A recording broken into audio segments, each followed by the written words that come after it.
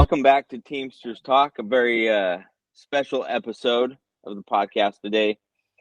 Today we'll be breaking down the new agreement, the new contract that, and this is as of today, pre-ratification. So we'd like to break that down, Adam and I'm TC, and I'm joined here with Adam Ochoa, my co-creator, co-host of the show.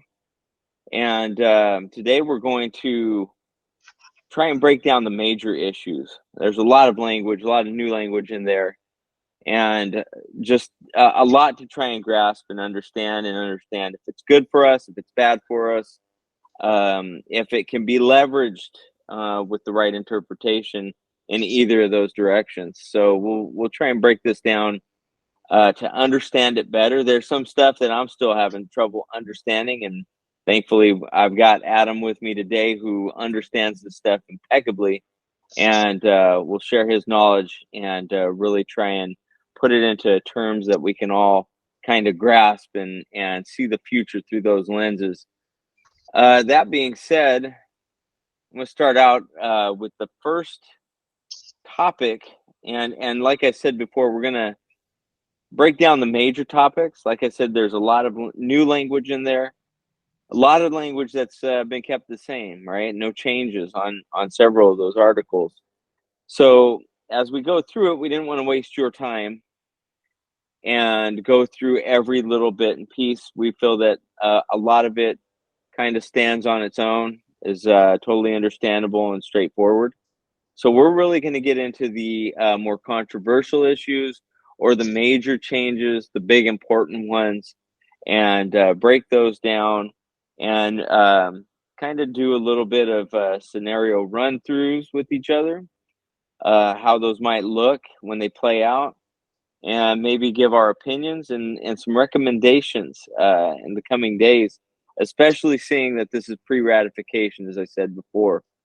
We want to be in the best understanding of this contract as we can be, and all the dangers, all the failings that could be written into the language. We want to understand it all before we go in there and place a vote, because this stuff is pertinent to our next 5 years and possibly beyond that. So that being said, I'm going to open up with the first topic today, lead into Adam before he gets going, and that is going to be the freeze pension controversy. Of all of the things that have been changed in this new contract and this agreement, the thing we're hearing the most about, that is the least probably understood, and but the most fearful of all the members, the things we're seeing posted all over social media. I'm getting asked time and again about what this means. Is it a freeze? Is it not a freeze? What are you hearing about it? How does this break down? Is this bad for us, or is it non-consequential? So right now we're going to try and kind of understand the math involved. We're going to try and understand what the language actually says now. We're going to try and understand, does this affect us poorly, or is it a nothing? Is it misunderstood? How is this going to play out? So beforehand, I'm going to read one post that had been sent to me at one point. It says, this is pension contribution freezes. Pensions for UPS workers are structured on a regional basis and can vary considerably from one area to the next. In a statement, the Teamsters boasted to workers that the new contract included major increases to the IBT UPS pension plan, which covers the region formerly covered by the Teamsters Central States pension funds. UPS withdrew from the fund in 2007 and replaced it with its current company-operated pension. I'm not sure if all that is accurate or not, but Adam will discuss that with us here in a moment. The other thing that I want to read going into this was another post that was sent to me. It says, UPS National Master Article 34 proposes a 50-cent reduction in in the health and welfare and pension contributions and pension plans that are not underfunded, like the Western Conference of Teamsters pension plan. Prior agreements, NorCal received $1 each year of the agreement. Those plans that are underfunded receive the full $1. As a trustee for the Northern California General Teamsters Security Fund, a 5% increase in medical costs would take the full 50 cents and possibly more to cover the increase. That would mean zero to pension or likely pennies. Everyone should at least understand the ramifications and its effects on our pension fund, the strongest in Northern California. So those articles being read, trying to grasp and understand all this. Adam, I hand it over to you. Please break down the new language, break down the math for us, and put it into the best context that you can. Tom, thank you very much. Thank you, everybody, for joining us. It's been kind of quiet for a while, right? Because for the longest time, I think the last time we talked, parties had walked away from the table, depending on which side of the argument you're on. You know, both sides have claimed the other one walked away, but bottom line is they weren't negotiating for quite a while. They resumed talks after I think it was roughly 2 weeks off, give or take, maybe a little less. I don't remember the exact number right now, but they came back to the table and within 2 hours of negotiating had a deal. So, and it's what we're going to talk about today. So fast forwarding, me and Tom sort of go through this agreement. And if those of you who've seen it, it's 48 pages long. And we thought about literally breaking down every change, right? And that is just, that's a 4 or 5 or 6 hour show, to be honest, if you really want to get into it. Some of it's just some grammatical changes, right? So that stuff, obviously, you wouldn't need to go over because it's sort of inconsequential. But so we've narrowed it down to about 5 or 6 main topics, and, you know, maybe moving forward in the coming weeks, because we've got, you know, about a month, give or take, till ratification, almost. And that would be something maybe we can get into some of those finer points later. But we thought we'd hit on the bigger issues now because that's sort of what's driving the conversations, whether you look at various forums out there, just general talk around the shop. So to Tom's point, we're going to start off with pensions. And if you look at the agreement that was released by the IBT on the Teamsters app, you're looking at basically what starts on page 23, bottom right corner, and it's Article 34, Health and Welfare and Pensions. And that moves over to page 24.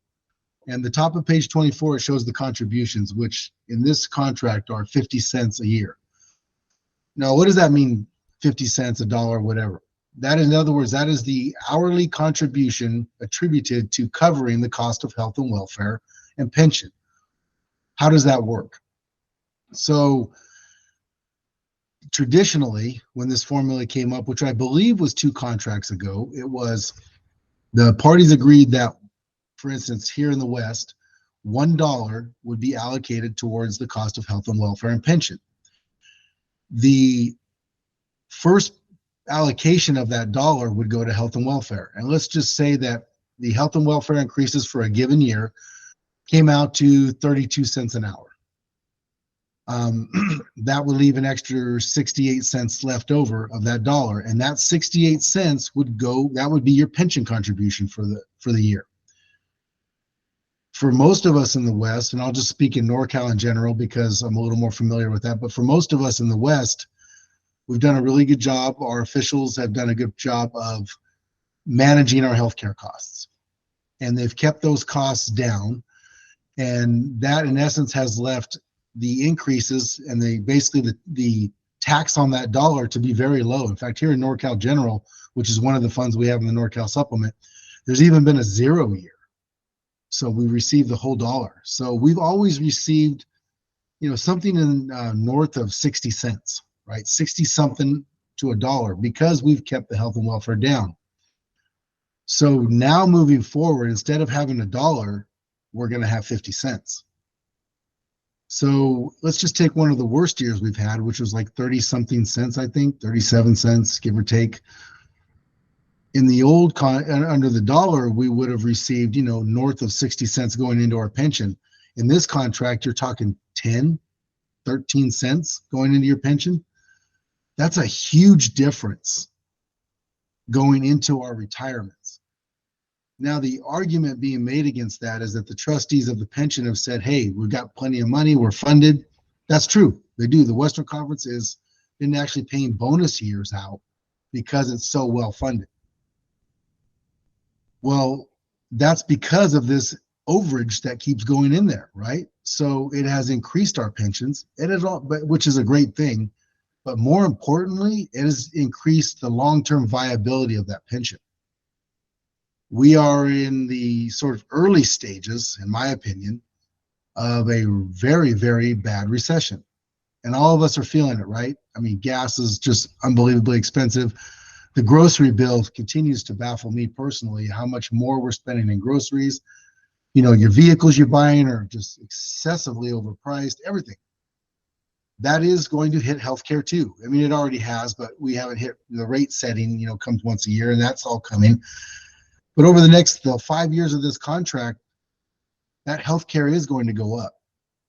And that dollar that we traditionally had to pay for that, instead of taking 20, 30 cents, it could be as much as 50 cents or more. Very likely, which means we will get no new money going into our pension in the Western Conference. That long term is never a good thing. You would always want overfunding in your pension because, first of all, it makes it viable for the foreseeable future. Secondly, you get into those bonus years like we've had finally, and that's just something you never want to take away. Well, one of the big pushes in this contract is there would be no concessions. Well, if you're getting a $2.75 raise, but you're getting potentially 50 cents an hour less going into your pension, that's a 50-cent loss, no matter how you look at it. And that money had to come from somewhere. Now, some of the pensions have received what they normally get or more, and part of the argument is, well, because they're underfunded. What probably should have been done is we should have kept what we had in the West, and all of us nationwide supported our brothers and sisters in those other pensions and said, hey, UPS, yes, you do need to fund more money there. You do need to give more money. But it shouldn't have been that, well, we'll take money out of the pensions, or not, and I shouldn't say out, let me rephrase that. We'll give less new money going into the healthy pensions to give more money into the pensions that are down. All we're doing is pitting ourselves against each other. What I've sort of told Tom, and this is just a personal opinion of mine, is we should have kept the dollar we had and then together fought to get our other brothers and sisters the additional money they needed from UPS to make their pensions stronger and to get the funding levels in those pensions back. There is no reason for anybody to be taking less, regardless of the health of their fund. We should all be coming up together. And that just sort of in a nutshell is how that works. There's just no reason for us to take less. And we will, at the long term, end up getting less money. Now, one of the highlights that's been proposed, or the examples has been proposed, that over the life of this contract, you're going to get an increase of X amount of dollars. And I think the numbers were something like $1,300 to $1,500 more a month when you retire because of the money in this pension. That was going to happen anyways, right? That is the interest gain and the profit gained in the pension to build that up on the current contribution. What would it have been if we didn't have to spend less, or we're putting less into that pension? It might have been $2,000, $2,500, right? So it is going to affect just about everybody. And if you're a new employee and still have another 20, 25, 30 years to go, that number is even bigger because you've got a lot more time for that money to gain and earn. Someone like me or Tom who's pushing 30 years and probably doesn't have much time left, it'll affect us a little bit. But a younger, newer employee, that includes part-timers, because part-timers get those same increases. At the end of your career, it's going to mean less money into your pension or paid out to you through the pension, even if in the next contract they bring it back, because you'll lose 5 years worth of gain. And then big picture, this pension is extremely healthy in the West because we've had that overage. That overage allows us to weather the bad economies, because even in the 2008 recession, the Western Conference funding went down, but it still stayed healthy and in a green zone because of the additional monies that were put into it over the years. And the previous trustees always held strong, even with pressure from the company and from the IBT to maybe make changes and stuff. Our trustees on those boards were adamant that no, we're not taking less, right? We're not at maybe some years we don't ask for more, but we're not taking less. There is no reason for us to be taking less in anything in this contract. And we have never had the kind of leverage we have now as members to at least keep what we have and get a little more. The wages, for instance, there is, and we'll get into that a little more because we're moving into that next, but you would be better to be fine with the wages that are proposed, but not be fine with the pension, because the wages are decent. They, in my opinion, could be a little better, but they're not a strike issue at this point from a top tier. Now, we'll get into those next and why I think there is some issues there, but this pension issue is being played as though it's not a big deal, and it may be one of the biggest deals in this contract for those of us in the West. We should not be taking less money or allocating less money into our pension and health and welfare funds, because it will come back to bite us. And a second part of that, in the West, we've had full MOB, which is full maintenance of benefits, which means even if the health and welfare contributions exceed the 50 cents in this case, or the dollar in the past, UPS is still on the hook to pay those. We don't pay a dime. Well, they've been okay with that for the last couple contracts, because even if it exceeded the amount, which it didn't, but even if it would have, we've basically covered it with that dollar. Now, if they end up eating a bunch of that money, we've just given them the argument and the leverage in the next agreement to say why we should be paying for our insurance. Right now, they have no argument. They paid no additional fees outside of what the rate is, because we've covered the difference with that dollar.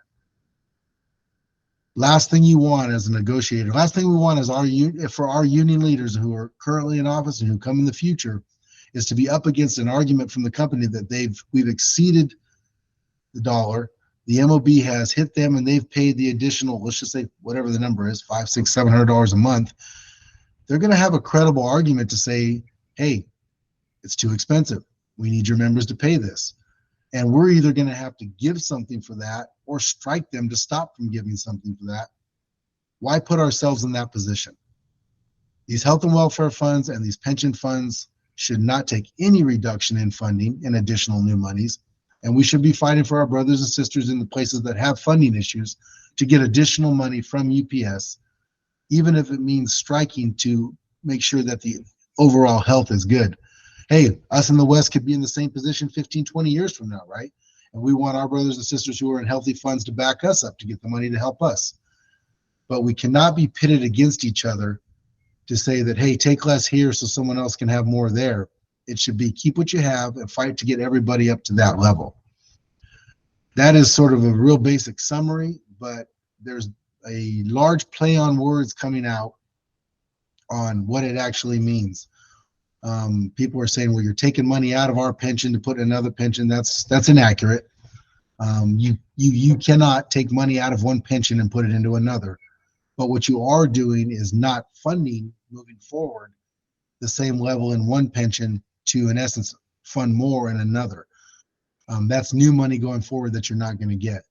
So now, Adam, can I ask you? So you're talking about them paying us less, 50 cents less, in order, and like you said, they're not taking it out of one fund and putting it into another. But the argument is that there seems to be using is that they're funding us less off the bat in order to have more to fund those underfunded ones. And yet, correct me if I'm wrong, the language in this new contract speaks nothing towards increasing the funding going into the underfunded rather just decreasing ours. No, it just speaks to the fact that we're getting 50 cents instead of $1, right? And it would be nice to have a chart, and I'm going through this, that shows you exactly the funding previously given to all the funds versus the funding proposed to be given.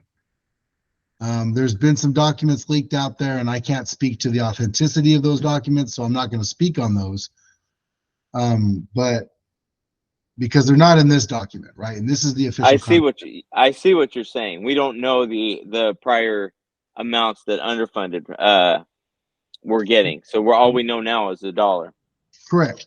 And you're looking through this. I'm going through the next page, and there's a document that I just received the other day. I don't know what it was. It came across some forum, and it said classified, and and it had some really official looking charts and numbers on it, and our number was actually correct. So I don't know who created the document, but I don't know where that came from. It was a screenshot of something. But it would be nice to show us a chart, right? If this is just a rumor, and if everybody just got the same, or everybody took less, or everybody got the same but we got less, the members should see exactly what that is to dispel the myth. What we're getting now is summaries with bullet points giving the argument from the side who's trying to make the argument, right? Not a specific contract number showing the entirety of the agreement and how that's going to work. And so that's something that, moving forward, if the powers that be want the best chance for ratification and to gain the trust of the membership, right? And maybe they've decided that maybe this is, just above the members' heads, but let the members decide that, right? If you give them the truth and it's more than they can understand, then that's why you have ratification meetings, right? Your union officials should be able to thoroughly explain those numbers and answer whatever questions, but put that as part of this document so that when they come to those meetings, they're ready to ask the best questions they can. And if they're off or they're wrong, right, then the union officials can explain to them in the best of their ability what that means. But we're sort of getting what they want us to hear versus just giving us the numbers. Yeah. Right? Just give us a hard chart that shows, because the big part of this myth is nobody's losing, right? Nobody's getting more and someone's getting less, but all the people that are putting out if you want to call them rumors or talk, is saying, hey, in their own document says we're getting 50 cents less. So that's for the most part a fact. This comes right off the Teamsters app, and it says we're getting 50 cents less. So if we're getting 50 cents less, is everybody getting 50 cents less? I don't think they've made that claim. They've actually said they are putting more money into the funds that are underfunded. But if I'm getting less and someone's getting more, that's something coming out of the pie moving forward that you've diverted. Mm-hmm. And yes, the argument, well, the trustees of the Western Conference say they don't need the money. Boy, that's a oddity to me as a former union official, that an official doesn't want more money in a health and welfare fund, more money in a pension fund for the future. Because even when you have overages, it pays bonus years, right? It allows you to lower costs. It allows you to provide better benefits in your medical. What's a bonus year, Adam? So in the pension, when the pension has overages, and we've received, I believe, a couple of them in the last couple of years, where they pay bonus monies into your pension, where basically you get that year is worth more towards your total contribution. And they do that. Some of that's by law, right? Because they're overfunded. Some of that, and the trustees in the West have done an amazing job for decades. That pension didn't just become healthy, right? We've had decades and decades of good leadership in the West when it comes to pension funding.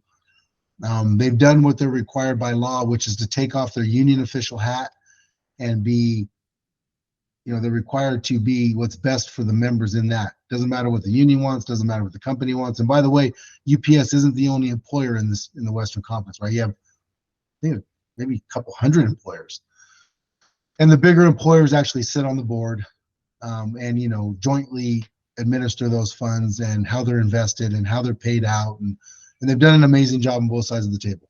No one should argue that, or should. I can't see why you would, because the performance speaks for itself. But they've also never taken less when they've taken years where they get the same contribution, but taking less it just doesn't make any sense. And like I said, we should be fighting to keep the same contribution we had, and then in turn fighting for our brothers and sisters in the underfunded funds to get what they need to get healthy. That's just, that's my opinion, and I believe that's how it should be, and that's pretty much, for the most part, what I have to say on that. So I have heard, the one good argument I've heard towards this is that the language says underfunded, or rather, excuse me, the language says that overfunded pension plans will receive the 50 cents, but all others will receive $1. And so one of the members brought up the idea to me that, well, if it became a problem, if we dipped down to where we lost so much funding that we became underfunded, we would begin receiving $1 again in order to get us back over that line. So is that true? Does that make sense? You could put that in the language, and that would be better than what we're proposing now. But what that does prevent is what we've been getting, which is all that additional money, which leads to the bonus years and which leads to that, right? So that, I guess, would be a safety net for potential losses. But it's still leaving money. Then you're almost going to get, you're almost asking to get your $1. You're almost asking to lose money so you can get your money back, right? Versus just having them in the first place. That's like saying, well, we'll give you a cost of living increase, 5 years after. If for 5 years you lose money, we'll give you a cost of living increase. Well, I've already lost money for 5 years, right? You need it when the loss happens. We came up with the $1 2 contracts ago to protect the MOB and the health and welfare, and to not leave money on the table, right? Because at the time, we had historic double-digit health insurance increases, right? And we were getting a lot of pressure at the bargaining table to, hey, these guys need to pay something. These members need to pay something for these insurance, right? It's just too expensive. So to offset that, we said, well, here's all this money, right, for health and welfare and pension. We'll cover some of that, but there's money left over and we do good. We don't want to leave that money on the table. We want what's left over. So we came up with the $1, and the $1 then, it's a good formula, because it takes away the argument from the company every time that we should start paying, because it's like, we are paying. We used our $1 and we used whatever was needed to cover the health and welfare increases. UPS, it gave UPS a fixed cost, so they couldn't argue that they couldn't do it, that they didn't know it, that they got hit with some unexpected expense. No, we covered it with our own money, because they've yet to exceed the $1 where the MOB kicks in, and they've got to continue to pay the overage, which they would have to. But in our fund, it's never happened. We've covered our own costs and got our pension increases. And it incentivizes, our leaders in the West to keep those health and welfare costs down, because it's additional money going to our membership, right, in the pension. So it's worked out well. There's no reason to start funding it less, and at the very least, keep the funding we've got, because it's worked great. We've got these amazingly high pension rates. So it's been a dual, right? Great health care, great pension rate. We should be fighting for that same thing in our other funds with our brothers and sisters with the underfunded pensions, because most of them have very well funded health and welfare funds. So that sort of has never really been an issue for the most part. Now let's get their pension funds healthy through using our leverage of our entire membership to get them healthy, not taking future monies and allocations and diverting them in another direction. I'm all for us doing whatever we got to do as a union to back them. That's just what you do as union brothers and sisters, but you don't pit us against each other by diverting monies from one to another. That's UPS's dream. Yeah, to your point, it doesn't make any sense that they're saying something about the trustees saying that we don't need it. I've never heard of anybody refusing money like it's a good thing. Oh no, we don't need the money. No, and second of all, since they finalized this agreement, this tentative agreement, we've heard nothing but positives out of the union about it. And I don't know how many times I've heard that one or more of the top tier union representatives saying that they made no concessions. And I'm sorry, but this sounds like a concession to me. Losing 50 cents in anywhere, no matter the gains elsewhere, is a loss. And it's a concession because you didn't hold the line. Like, to your point, we should have held the line and then pushed the line where needed elsewhere instead of making some sort of trade-off. And it sounds like they traded away something we have. And so my question to you, Adam, is this a absolute no vote for you based on this one issue? Well, let's go with just this issue. If it was just about this issue, is it a no vote, and is it a strikeable no vote in your book? Two different answers. It is a no vote, and it is a strikeable no vote. There is no reason for UPS, with a over 200% increase in profit 2 years in a row, and what looks like to be another year like that already. And hey, I got to give them credit somehow, and with the cost of everything going crazy, and they continue to pump out record profits, right? And that's good for them and good for us. So why are we taking any less money anywhere in this contract? That is a no vote for me, right? And a strikeable issue. Now we get into some of the other issues coming up, and there are no votes with the intent to go back and renegotiate. But as far as the master, that is the strikeable issue to me. And like I said, me and Tom sort of have a list here, and wages is next, and we'll talk about wages and what I think about that.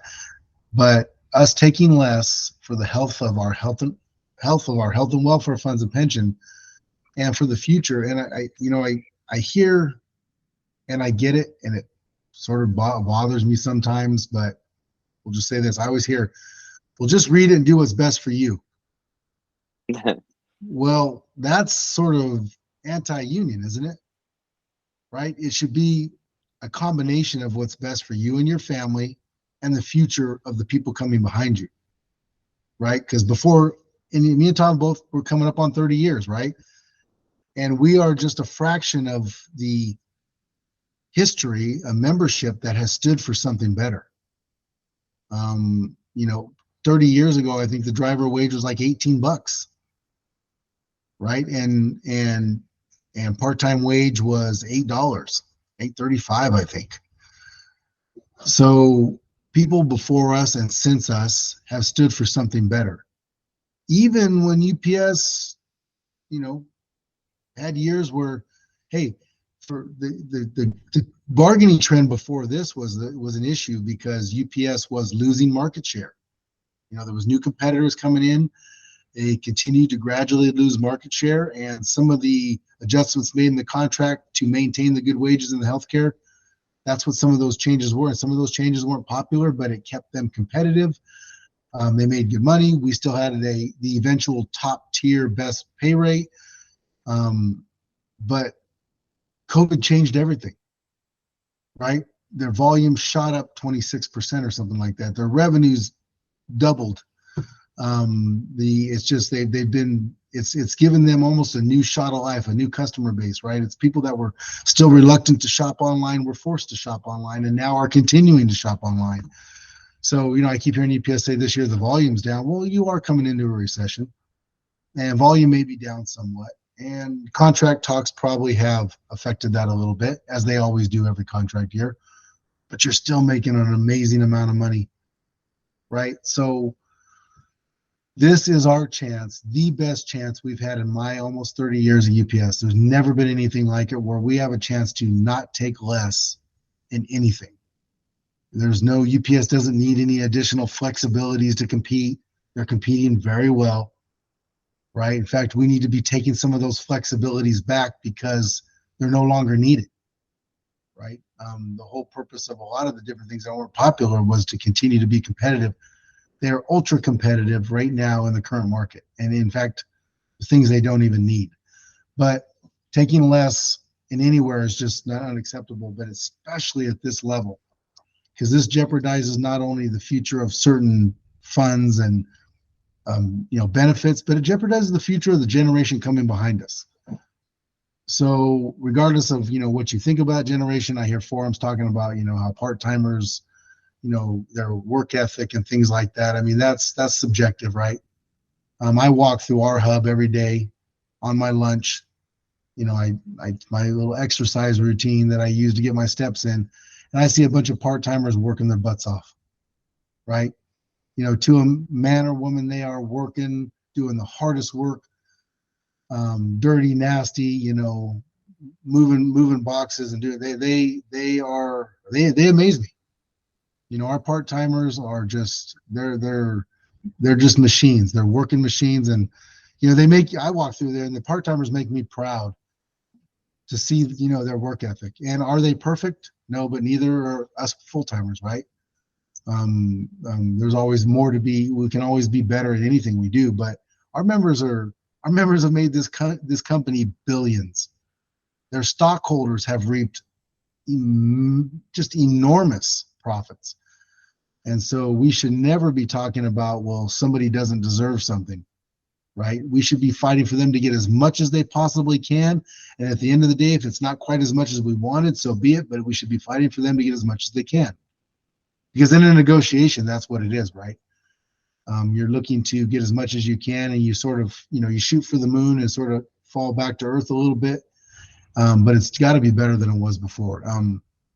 So we'll get into wages right now, but that's just wanted to mention that right now. So wages. So let's go over what the wages are, right? 275 off the bat is what I'm hearing for full timers, and I'm a little confused on the on the part timers. I know it's somewhere around 20, and then there's some sort of jump for those who get hired, like right after they're going to be 20, and then they're going to jump to, like, I don't remember what it was now, 23 or something like that. And it's kind of vague. Maybe I skipped over it in the actual contract, but in the highlights, I think I saw it said something real vague language, like shortly after being hired, somebody will go from the 21 to $23 an hour. And I'm like, well, what's shortly? That's really vague language. So please enlighten us to what the wage increases are, and let's go over how good or bad those were for us. So if you look on page 18 of the agreement that's been the tentative agreement that's been provided to the members, it starts off on part-time wage increases, and it's everybody will be moved up that's not already there to $21. So that in itself, especially if you're somebody hired this year, that's amazing. And I'm not going to discredit that at all. That's a $5.50 raise, right? And then it goes into what they call longevity bumps, and 0 to 5 years just gets up to $21. There's no bump per se. So that's one thing. 10-year employee is the longevity bump is, I believe, $1, and then $1.50 for the $1.50 for the employees who are 15-year employees. So is that on top of the 21? So they get to 21 and then they get that bump? Exactly. So if you're over 5 years, you get 50 cents. If you're over 10 years, you get $1. If you're over 15 years, or I'm sorry, 5 years or more, 10 years or more, 15 years or more, you get $1.50. So So the move to 21 is, no one's going to argue. I'm not going to argue that, right? That's a significant increase, especially for someone who was a 1-2 year employee. I mean, that's a good jump. And the only reason I'm going to bring up this next point is because it just hits close to home, right? We have a new facility, and our old facility had about 280 people. The new one has pushing 1,000. So the bulk of our employees, especially the part-timers, are less than 5-year employees. But a good majority of them are about a 3-year employee, making about $17.50 to $18 an hour. So the rub for those part-timers is, hey, wait a minute, I'm at, let's say, $17.50. I'm going to get a $3.50 raise, but the guy who gets hired the day after this contract is ratified is going to get a $5.50 increase. Or a guy who just got hired a couple months ago. Excuse me on the guy reference. I know we've had some comments about there are women that work, so I'll just say the member.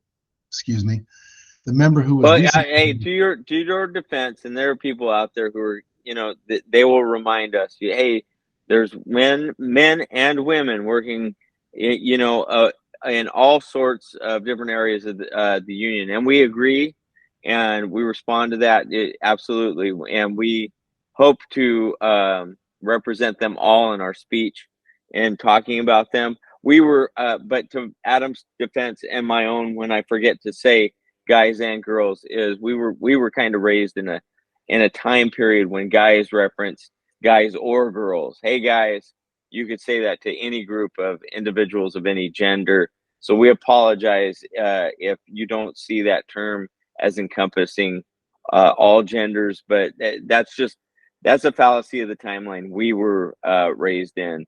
We do recognize all equally, and look to support them as best we can, guys and girls. So back to you, And Adam.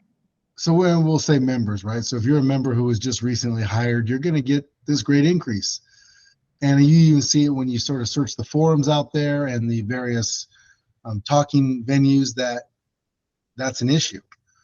Even the longevity bumps sort of seem to be decent, but not great. I think that the fact that you are giving a new employee a $5.50 raise, it would have been made more sense. Yes, it would have meant more money. But to say, hey, we're going to move everybody up that amount, right? Because the cost of living has been exactly the same for everybody, whether you're a part-timer making mid-20s already, or even high 20s, even 30s if you're a long-time part-timer. Your costs have went up just as much as the guy member who just got hired. So a number that would have been universal for all the part-timers would have been a good idea. Yes, it would have meant more money, but it would have been the thing to do, I think. And it's what I know. I talk to part-timers all the time, and the part-timers we still have in our building that came from the old facility, who are long-term employees. They use the place as a mechanism for providing an additional income because maybe they have a second career, or they are the sort of benefit provider for their family and their spouse has a full-time job, whatever their situation is. They've said, hey, why am I being penalized just because I've been here longer? Why am I getting a smaller raise than a new employee? And it's a valid argument, right? It's a valid argument because all the previous contracts, everybody got the same raise, by classification. And usually the part-time and the full-time sort of mirrored each other for the most part, right? In fact, one year the part-timers all got $1 when the full-timers got something less because it was an attempt to sort of do some catch up on inflation and get the part-timers up. Which leads to my next point. There is still a part-time progression, which you're going to get the $21 and then you're going to get 50 cents a year versus just getting the general wage increase. There is no reason for a part-time progression. There just isn't. And that needs to be, taken out, addressed. There's no reason for it. And I think there's enough said about that. There needs to be no part-time progression.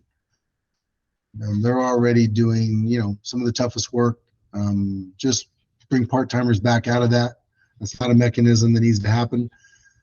And I'll just move on from that. That's pretty much self-explanatory. Moving forward to the full-time wages, the 275 and the 75 cents a year after that. Based on doubling profits 2 years in a row and a foreseeable increase in profits this year, I personally thought it was a little low. I thought, somewhere north of $3 an hour would have been a better number. That being said, I think the increases are not a strikeable issue, or not something that I would say that we should be looking at as a strikeable issue, because we are still going to continue to make good money. Now, me and Tom sitting here in Central California, right? If there is an affordable place to live in California, this is probably the last place. And even that's pushing it anymore. I mean, California has just become, in many ways, for most people, unaffordable to live. But if you live in somewhere like a major city, San Francisco, LA, Dallas, Chicago, New York, just to name a few, and the list goes on, that's probably not doing much for you. You probably don't live in that city. You probably live 45 minutes, an hour, hour and a half away from there, and you drive every day because you can't afford to live any closer to work. So if the majority of our brothers and sisters, and maybe that's where they live in those areas, say, hey, it's not good enough, then it's not good enough. And we should be supporting that, right? We shouldn't be saying, well, I can get by on this. That's something that we need to be, because using Central California as an example, where the cost of living forever was always, fairly cheap, we benefited for years and years and years of the leverage of the bigger cities, them needing more money to make a decent living, and that being a leverage point at the bargaining table.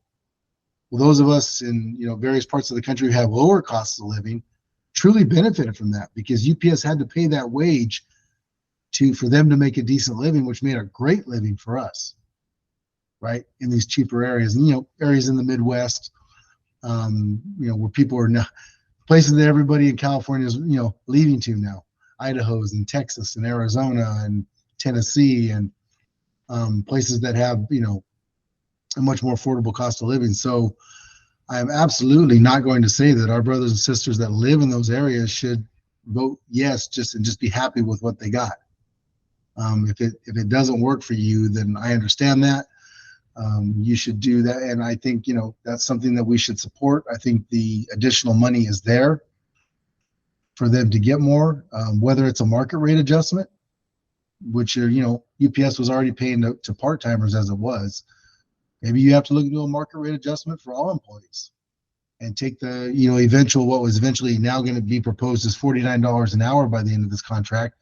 And maybe you've got to take a market rate adjustment and pay everybody in those areas an additional $2, $3, $4, $5, whatever the number is.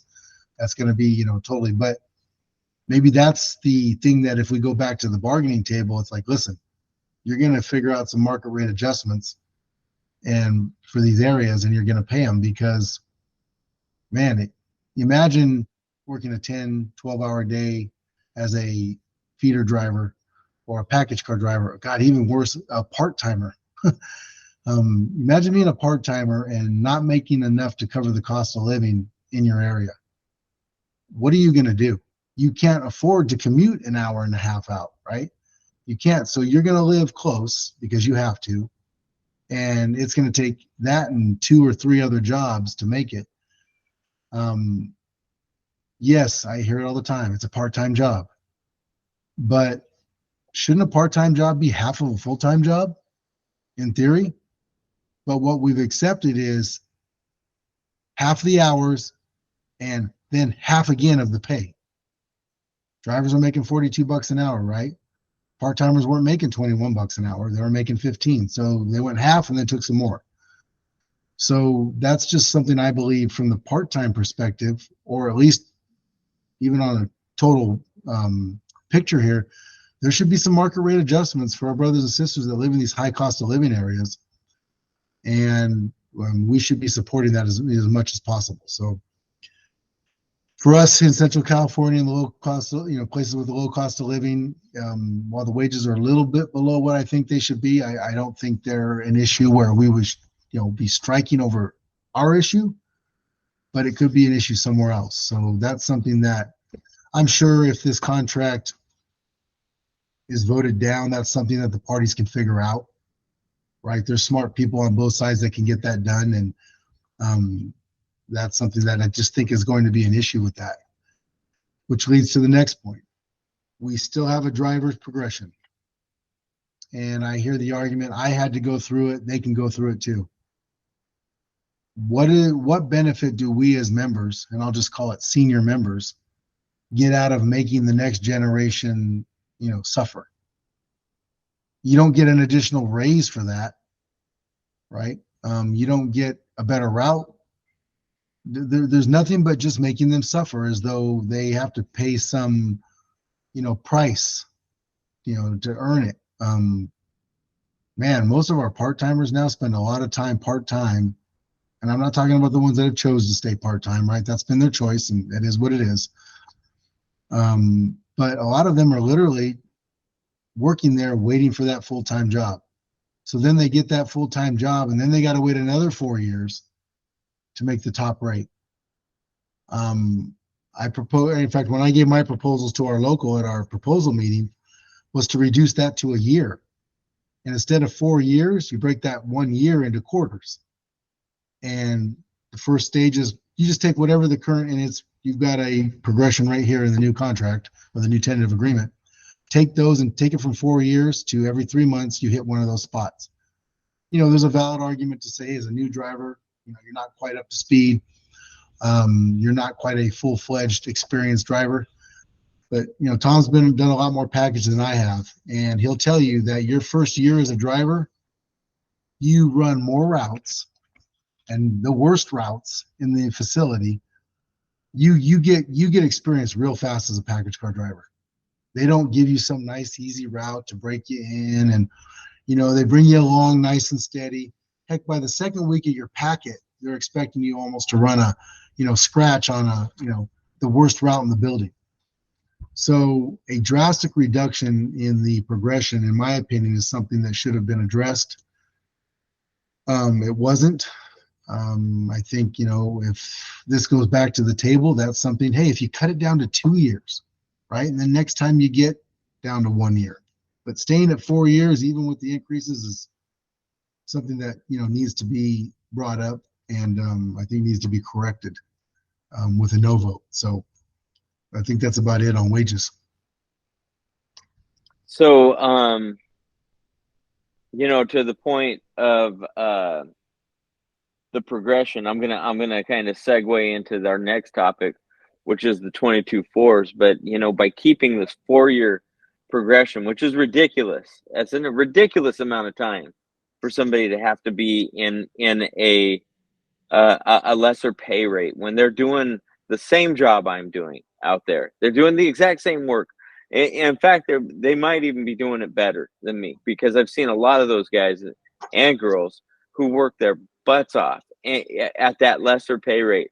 But what is that? I mean, 4 years, and then you finally get to full progression. It's like another 2-tier job. Basically, they've cut out the first 4 years of drivers, which quite possibly could be, after this next section that we're talking about, 22-4, could be the next 20% of drivers. So now they've got a 3-tier system, and thank God, we're going to talk about this. They've eliminated the 22-4 position completely, transitioning all of those people into regular package car driver language, as well as they've always should have been covered by the same language, the same rights, the same, pay scales, everything. And now we have that. This is a good thing, but we haven't addressed the progression in wages. And so you still have a 2-tier system in place. It may not be a position, but it's a system that's still benefiting the company and not the drivers who are doing the exact same thing.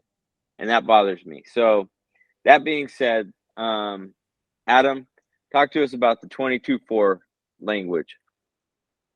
This is probably the biggest benefit of this tentative agreement at this point.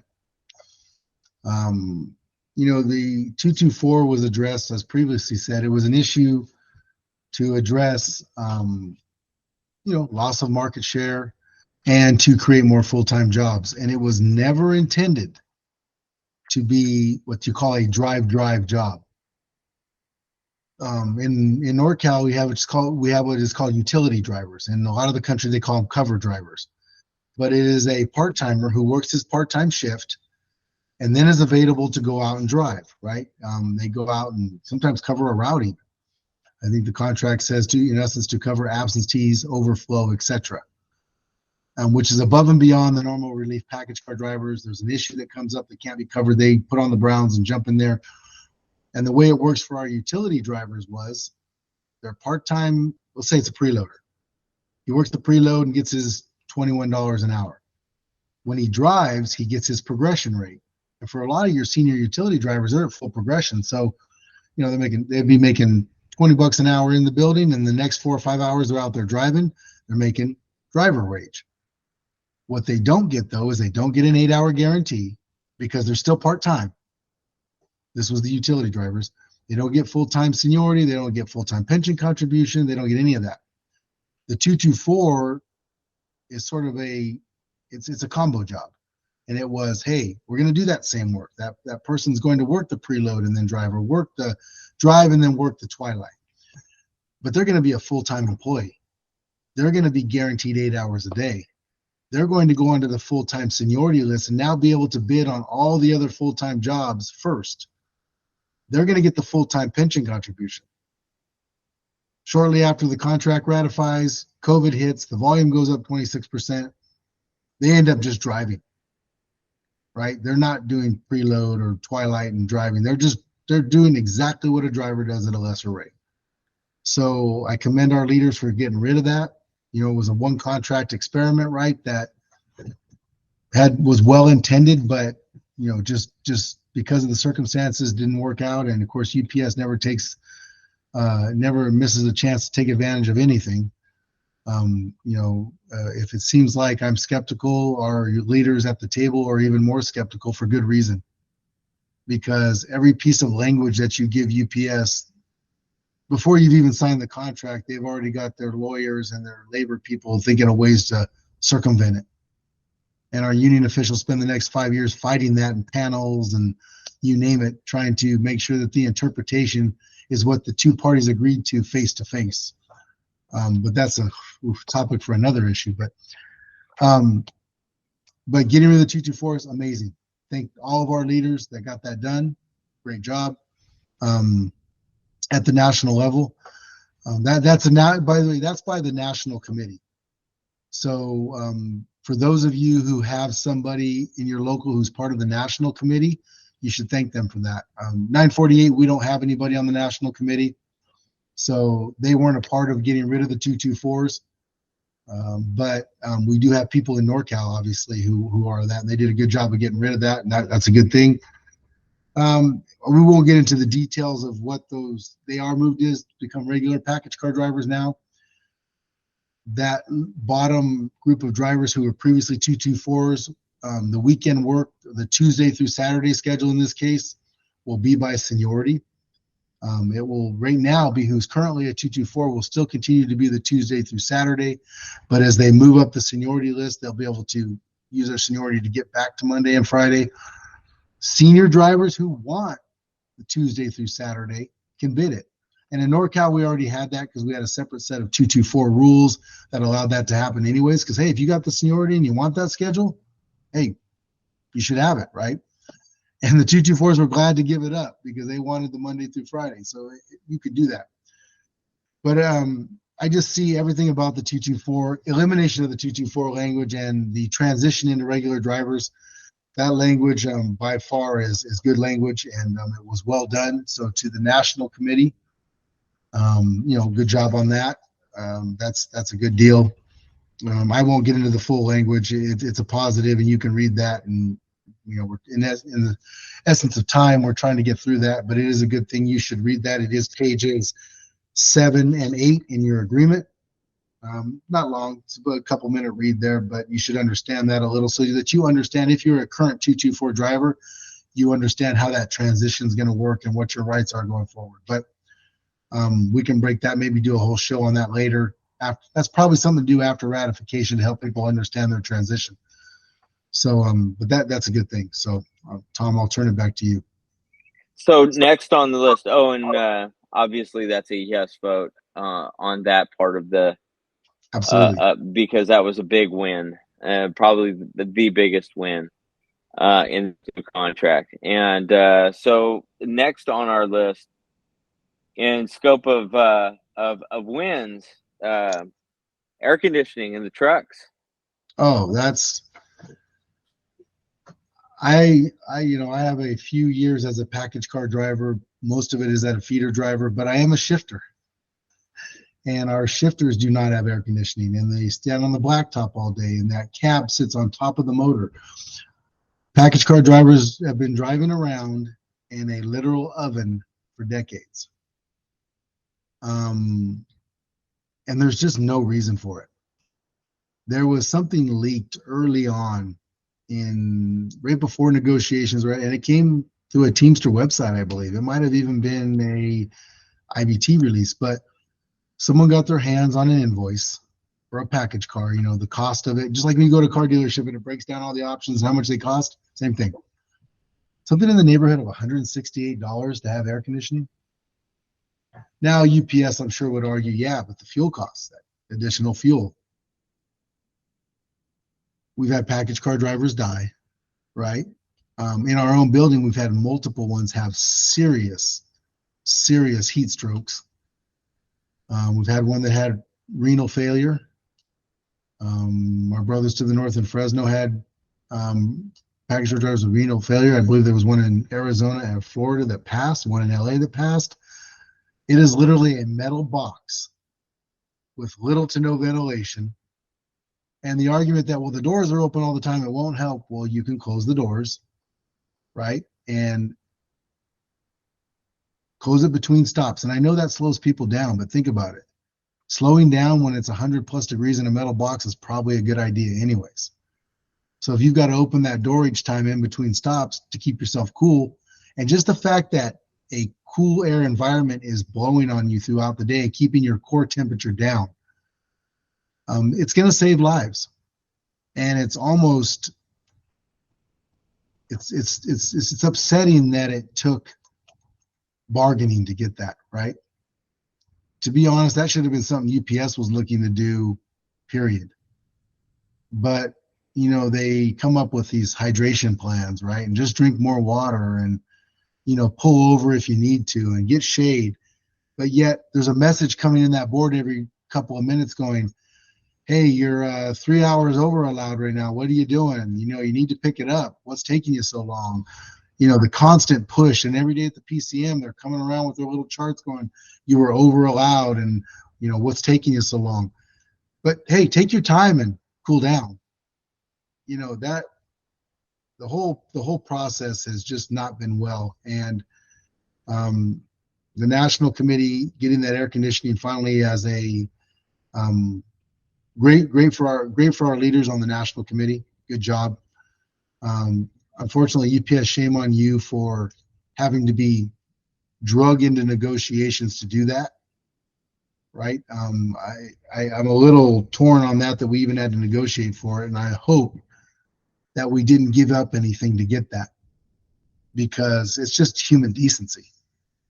Right. It is. It's just human decency. That's like saying giving somebody food. You should be rewarded for giving somebody food because they're hungry. It's just not, it shouldn't even be that. But great job to the National Committee for finally putting it in there. It is going to save lives, right? Mm-hmm. It's going to increase people's health. There is absolutely nothing but positive to that. And, it's a great thing. And I think it's enough said. It's about time. Yeah, I agree. And somebody brought up to me, they're like, well, you don't really need it, do you? And he said, are you going to even use it? You talked about the open doors and stuff. I'm like, I'm going to close my doors and use it. Well, yeah, but it takes you longer getting in and out. Look, I'm willing to do it to turn my heater on in winter. It's no different. Yeah, good point. So it's not, no, yeah, I'm going to do it. And it's not going to hold me up so much I care. So, no, that's a Well, big win. Big yes. and then the argument that, I had to do it without air conditioning, they can suck it up. I mean, here we go again, right? Yeah, same guys who are probably arguing about the progression. Yeah, it just, there's no benefit to making somebody suffer through something of this nature, right?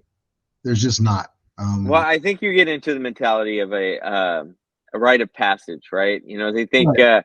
it was the trial you went through to arrive, and so they must endure that trial to arrive as well. And I don't see it that way. They're out there doing this is not a this is not, it's a tribe. It is a tribe. We're the UPS tribe. We're the Teamsters tribe at UPS, and but it's not. But it's a job, right? We're coming here to make money for our families. That we don't need to endure something. We don't need to walk on coals of fire in order to provide for our family. I mean, if you're doing the job, the exact same job, then you need to be getting paid the same. And to your point, Adam, the reducing it to a year, I commend you for even coming up with that idea going into these negotiations. I'm radical in believing that as soon as they're out of probation, they should be at my pay rate. So because they're out there performing the exact same tasks. And I'm not against removing progression completely. You have to UPS's point, um, they need to make sure, right? They get good drivers in those seats, right? They have a probationary period approved by the union in order to determine whether that person is good for your seat or bad for your seat. They can wash anybody they believe is a performance issue. And so if they're not capable of doing the job, don't put them in that seat. You wash them, you send them back to the part-time until such time as another opportunity for them to try again comes up. Otherwise, they're making the same pay rate as I am. I'm radical in that, though. I think a job is a job. Well, and I don't disagree with you, Tom. My approach was to reduce it and eventually, to your point, eliminate it, right? Right. And so I was sort of thinking, being a negotiator and being in these negotiations before, I was sort of thinking of a path, right? But Tom's right. I mean, well, and another thing I didn't think about, in NorCal, there's no progression for feeder drivers, period. Once you train and qualify as a feeder driver, you're at full scale. If you look in the contract in other parts of the country, there is a progression for feeder drivers. So why? Why, right? It's just not, hey, me and Tom said this from the beginning. Why they didn't take the NorCal supplement and put that as their opening proposal? Because in my time as a union official, traveling and talking from all over the country, I've been told, I haven't read all the other supplements. You guys have the best supplement in the country. So why weren't we using that as the template, right? Even if you don't get it all, right? That's sort of your wish list, I guess. Obviously, there's some pension things there, but the language in the contract is very good. And does it need work? Yeah, and which comes to our next point here in a minute. But that's what I thought it should have been done. Now I'll kind of sort of take the next step here, and I'm not stepping on Tom here, but I think that's the. Oh no, we still have one more thing on the list. So before we get there, let's go to the next topic. Tom, go ahead. Cameras. So page 5 in the tentative agreement. Vehicles will not continue with inward-facing cameras. That's a great thing, no doubt about it. The only part I have a problem with is it says they will be removed or disabled, meaning unplugged, Maybe the wire is cut. What does disabled mean? And the union has the right to inspect it to their, just put removed, right? I don't trust any device in a vehicle. I don't care what it is. Hey, I'm a little. Hey, I just don't trust UPS, but I would be checking the rivets for listening devices because they just can't help themselves. They are the ultimate micromanagers. Take the cameras out, disconnect them, take them out, right? There are wireless cameras, obviously. Everybody's got a Ring doorbell these days. That just goes to show you what's capable from a wireless device, right? So just take the cameras out.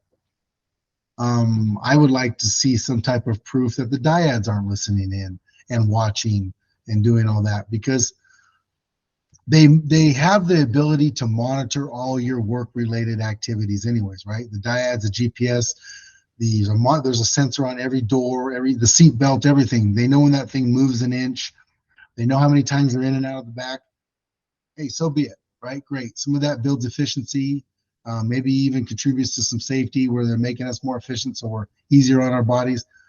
But you don't need to sit there and watch my face all day, and you don't need to listen to my personal conversations. It's just that's just far and above, right? And the argument, and it's even got some legal backing to it, is that there's no expectation of privacy in the workplace. Well, maybe not. Yeah, if you're talking about searching me for stolen items, okay, but to sit there and literally just watch and listen to me, and the argument that there's no audio on those cameras, so you say, right? There's no way for me to know that. I mean, is the union going to bring in a technician in every building and pay to check every camera, and then later on it gets turned on later? I mean, I just take the cameras out, right? They shouldn't be in there. But getting the fact that they're no longer going to be used, that's a win. Once again, to the national committee, that's a positive. To our local union officials, because you do have the right to inspect those. You would probably have a pretty good argument at a panel to say, I just don't trust them. I want them out, and maybe you get them out. That would be my argument. I would panel that and just say I don't trust them, but maybe I'm giving too much information. I've probably already given the argument away. So, but I'm sure UPS has thought of that.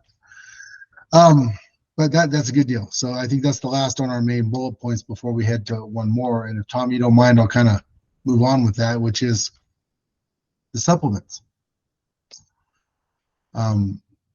Like I said, our union officials at 948 don't sit on the NorCal committee, so they weren't responsible for anything that we talked about today. Raises, air conditioning, things like that. What they were responsible for is the changes in the NorCal supplement. The supplements were all done, even NorCal's, even though it was the last, were done before the master. Why are we not receiving a copy of the supplements? Are we going to get it a week later, 2 weeks later at the ratification meetings? I'm skeptical of that and why that is. Because, hey, a few days after the master was done, it was up. And thank you again to the IBT for providing that. The transparency is great. It allows for this, debate, allows for us to be educated when we show up to our proposal meeting so that we can make an educated decision on a yes or a no vote. And that, of course, that's an individual choice for everybody. Why do we not have our supplements yet? I think most of the ratification meetings I've heard are coming up this weekend, 5th or the 6th. We're already a week behind. Is it because the powers that be believe that the finances of the master are going to sway the vote in a certain way? Maybe. But I know in NorCal, and it's been no secret, that we have been sat with a sitting arbitrator, which for the life of NorCal, we have adamantly opposed that. And including most of the people on that committee who are still there, and for some reason at the last minute, in the last hour of those NorCal negotiations, the majority of them changed their mind and decided to accept it. And yes, it has limitations, and it's not a full-fledged standing arbitrator. It's a sitting arbitrator, and that'll all come out later, and we'll get into that later. But we're letting the devil in the door, right? And yes, it's going to be limited, and it's only going to have certain powers, and it's only going to hear so many cases. But why let it in at all, right? NorCal, for good reason, never allowed it, was willing to strike over it, was last to ratify several occasions because of that issue. And why has UPS wanted that for so long? Not the members. And I know the International and the IBT on the National Committee are promoting it as a good thing because a lot of the country already has it. So they've added more arbitrators to hear those cases. But we broke it down in other videos, and you can go back to our previous episodes and look at that. Overall, all it is making it easier for the company to terminate people. And I, for one, never want to see a union give a company any more ability to terminate people. Even if the current process is longer, it's better than, it's more expensive too, and more time consuming for the company too, which is why they never fire anybody for the most part. Do people get caught up in the wash and have to sit out for an extended period of time while they're waiting to hear their case? Yes.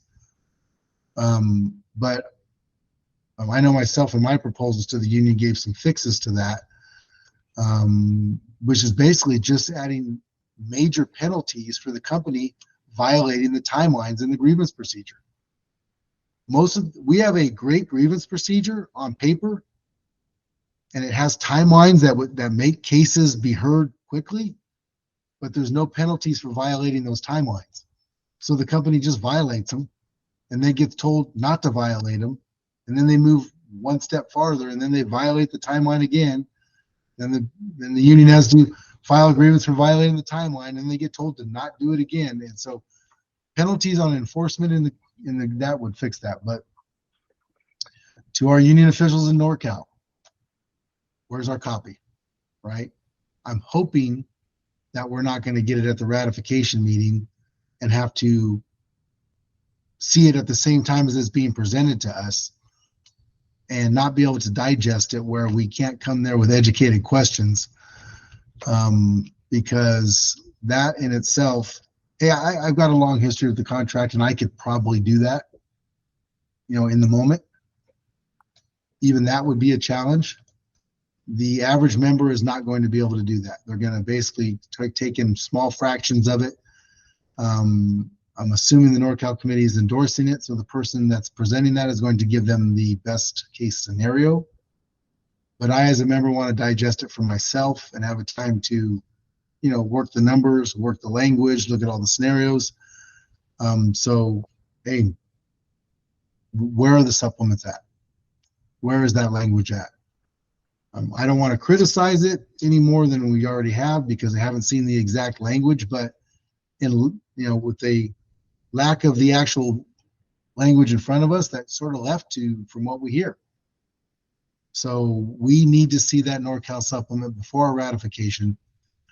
This video is probably going to get out right about the time we go to that meeting, give or take.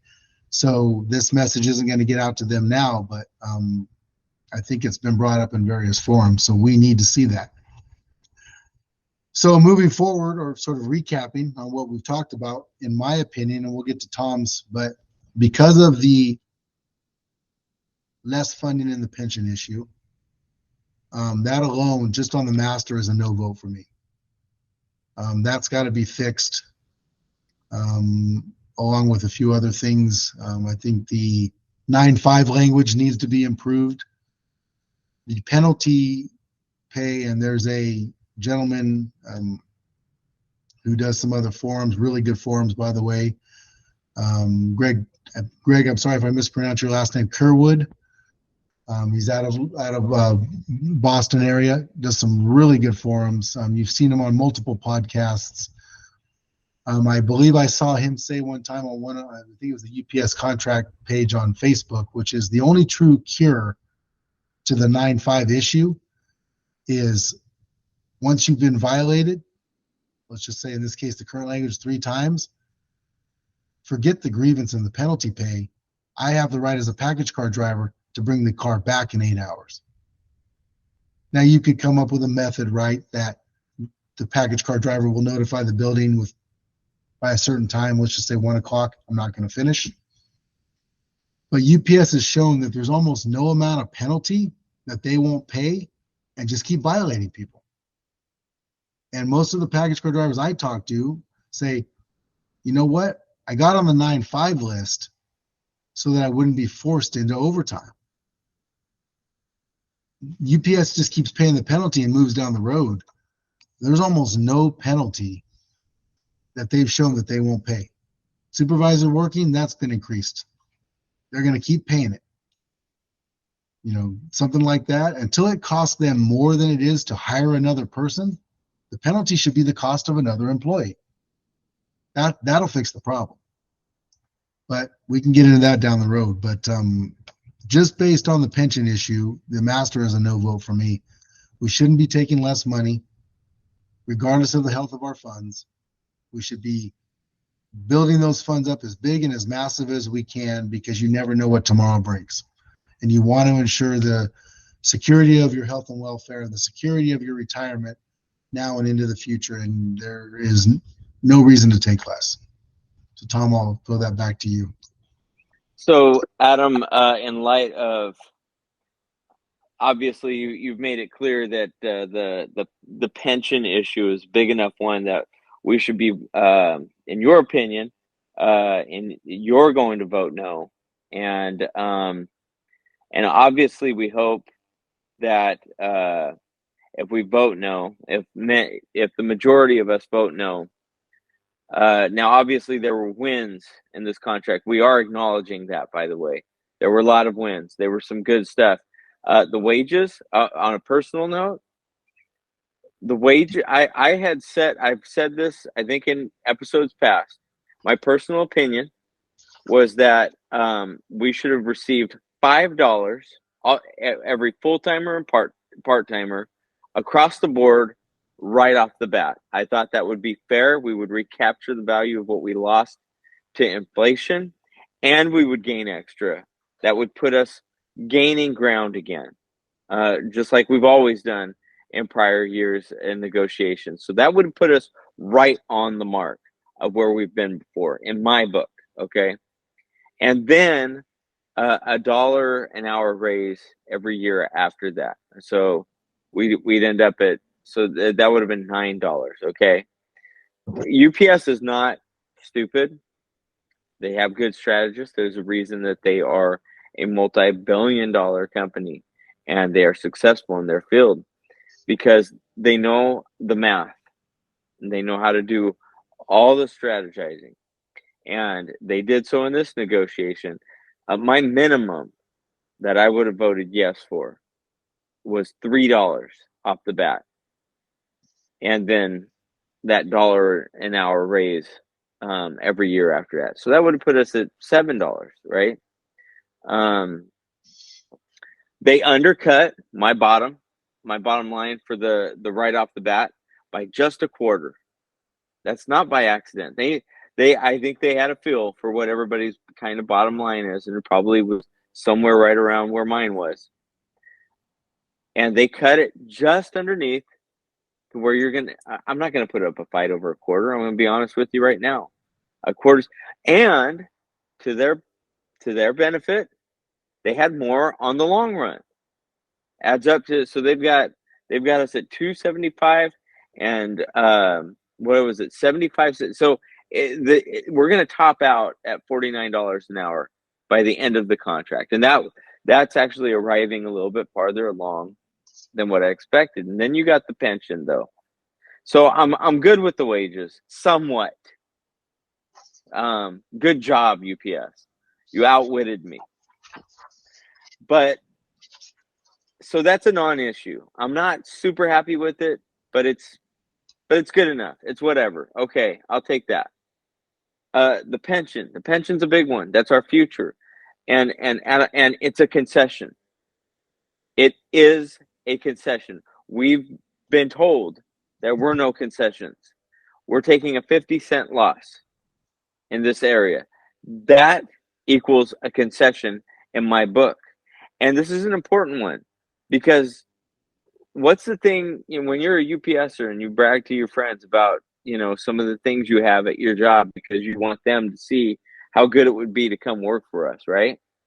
It's it's your insurance that you don't have to pay for. It's your health and welfare that you don't have to pay, and your pension. This is a big one, and we need to protect it. And that's definitely a no vote for me. And mostly yeses on this. That's my big no vote. I definitely don't want to have to strike, obviously, but yeah, I mean that's important enough to be willing to strike.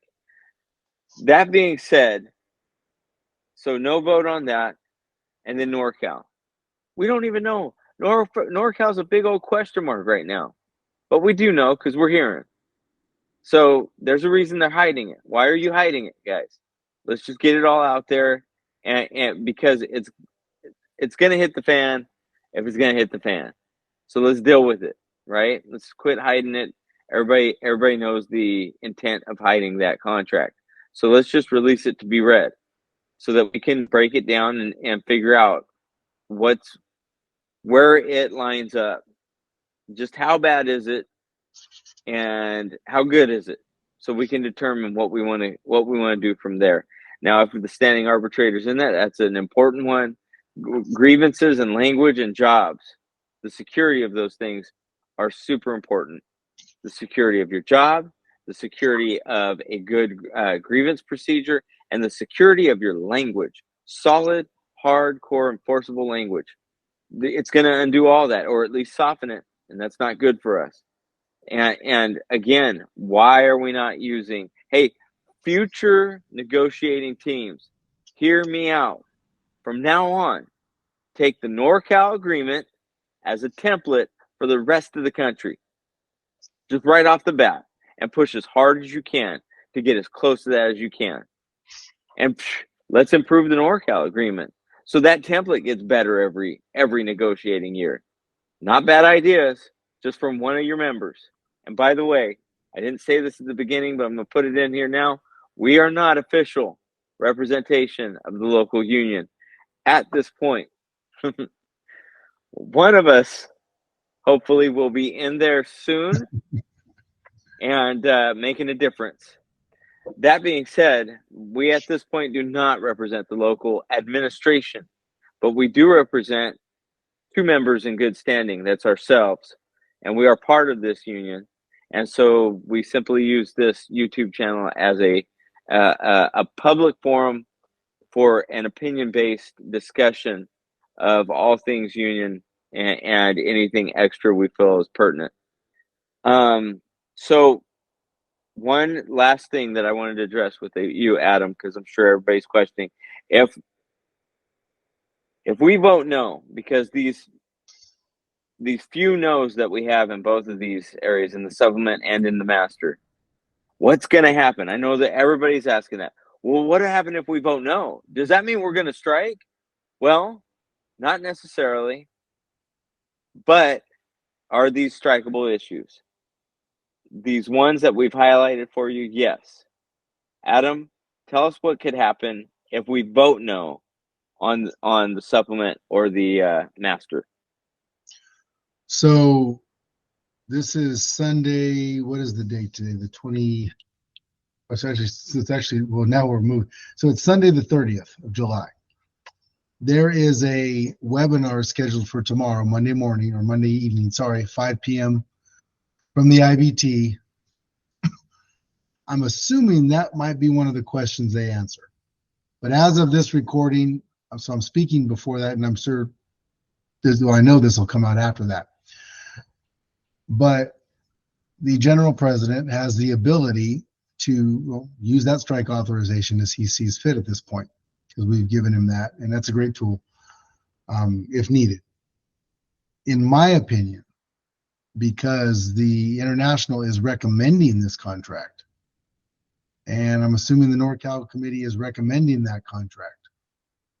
If those get voted down, I think they have an obligation to go back to the table and tell UPS, hey, they voted it down. They voted it down over here. We've got strike authorization over here. You better get busy, right? You better start coming up with, and here's the issues. Here's what our members are telling us. I hear some people say, nope, we should automatically go on strike.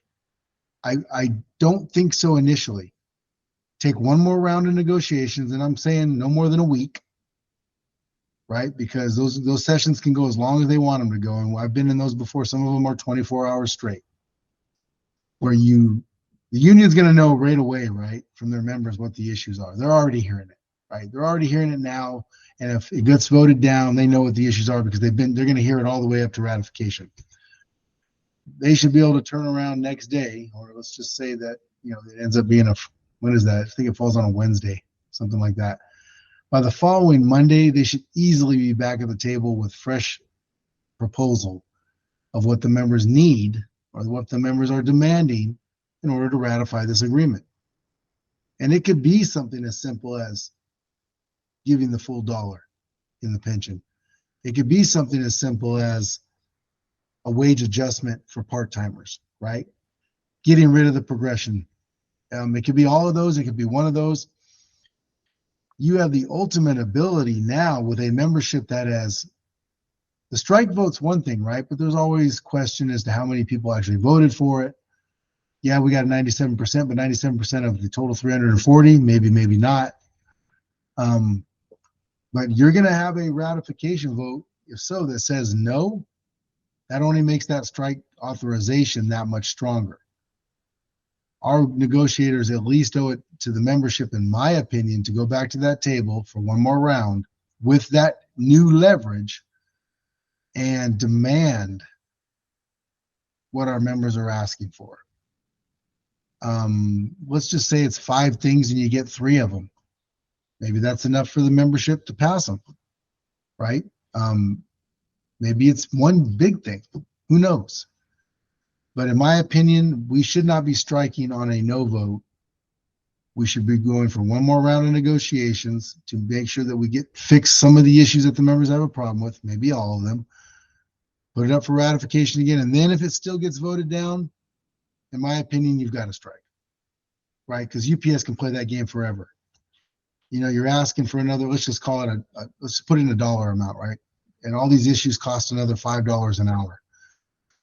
And they come back with 25 cents worth of fixes, right? And we vote it down, and then we go back to the table, and they come up with another 25 cents worth of fixes, right? That could go on forever. And there have been contracts passed, not just in this union, but other unions where they've been negotiating for years past the deadline because they're trying to get a deal done, right? At that point, you've got to strike them. Is that what we want? Of course not. Of course not. Nobody is looking for a strike. That would be foolish to say, I don't care what you do, we're going to strike. That's irresponsible. But if it comes to the point where you're not being taken seriously by a multi-billion-dollar corporation that your members built and continue to make extremely profitable for you and your stockholders, and don't get me started on the stockholders because that's a whole nother topic. But at some point, you've got to take a stand, right? And you're taking a stand not just for yourself, but for the future of our future members. You're taking a stand for that person who's a new part-timer, a future part-timer. Several of us, not myself, but several of our members have sons, daughters, nieces, nephews that work as part-timers and even drivers who are early in their career. And there is an obligation for all of us to, make sure we pave the way for the next generation to have what we had. And actually to make it better, right? It's almost like being a parent. Do you want your kids to go through all the same struggles you did? Most don't, right? Some of them, maybe, because that's just how you learn. But we need to stick together. So when I read, God, the dozens of forums and podcasts that I listen to, actually, most of the podcasts out there, I got to give it to them, are pretty subjective. They're just subjective. I should say moderate in the fact that They're taking questions, they're listening to both sides, they're making an argument. But man, you look at the forums, and I don't know if it's keyboard courage or what, but we are fighting amongst ourselves. I hear arguments that part-timer's not worth anything. He doesn't load my truck worth a darn. That is not the avenue we should be taking as union members, right? You drivers don't understand. You've had it great for so long. That is not the argument we should be making. We should be fighting for all of us to come up together. Obviously relative to our positions and the different needs of the individual jobs. But please, brothers and sisters, don't start degrading each other and devaluing what people think they're worth. That's the company's job to that's their argument, right? We have to stick together for each other. We have to be what a union is, which is us leveraging our labor to get what was best for the group. So let's stick through this. Learn as much as you can. 48 pages, guys. That is not a lot. It's really not, right? I mean, most of you could read that in a day on a Saturday. Take it home, read it. It's the next 5 years of your life. And I'll be honest, for those that don't do contract negotiations, some of it can be a little confusing, but that's okay. Highlight everything you understand, circle the stuff you don't, because the stuff you don't that you circle, that's your question for your proposal meetings. And ask every single one of those questions. Ask every single one of those questions. You have a right to understand to the best of your ability what that means. And if you don't understand, ask for more clarification. Attend those meetings, educate yourself. The most powerful thing we have in our tools is an educated membership. We will be united, and we're going to win this fight, guys, members. But make informed decisions. When you hear a rumor that something is happening, go through this document and find it, and inform yourself and develop your own truth. Well, let's stick together. Let's get through this process, and we will continue to provide this podcast. And so I just want to thank everybody again for tuning in, and Tom again for doing all the editing and the producing of this show. I'm just lucky to be able to show up and talk. I kind of have the easy job. So, but thank you again, and please keep the comments coming. That's a quick way for us to respond to you versus waiting for the next episode. So keep those comments coming. We'll try to answer those to the best of our ability, and I'll give it back to Tom. No, I got nothing to add. Thank you very much for, I think I got the easy job because you've got all the knowledge, and like you said, I've never been in those negotiations like most of the guys and girls. And so some of that language does baffle me too, and to be able to pick at your brain and understand it at an easier level, get to break it down with you and talk about the concepts at play and how they'll play out is just very rewarding, and benefits all of us to just be able to hear it and talk about it and know what our rights are and what we can do with all that information. So thank you again, Adam. Hey, thank you, Tom, and thank you, everybody. Again, we don't take it lightly that you take the time out of your life to log into this and listen to us. That's just greatly appreciated. So thank you again to everybody.